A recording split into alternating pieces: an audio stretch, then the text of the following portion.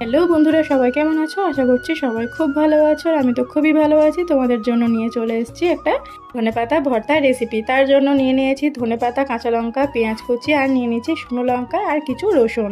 এই উপকরণগুলোকে আমি শুকনো খোলায় ভালো করে ভেজে নেব। প্রথমে দিয়ে দিলাম পেঁয়াজ কুচি, কাঁচা লঙ্কা, শুকনো লঙ্কা, কিছু রসুন, আর দিয়ে দিলাম কালো জিরে। দিয়ে ভালো করে কড়ার মধ্যে ভেজে নিয়ে একটু ঠান্ডা করে দিয়ে দিলাম মিক্সার জারে।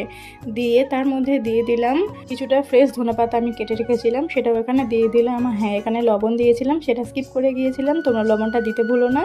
তারপরে ভালো করে গ্রাইন্ড করে নিয়েছি। আর এই পেস্টটা একেবারে আমরা রান্নাতে ব্যবহার করব।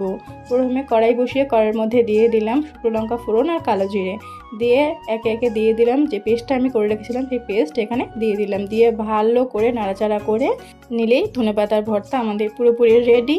তো আমার এই স্পেশাল ধনেপাতার ভর্তা তোমাদের কেমন লাগলো অবশ্যই কমেন্ট করে জানিয়ে, ভিডিওটি ভালো লাগলে লাইক কমেন্ট শেয়ার করে দিও। টাটা।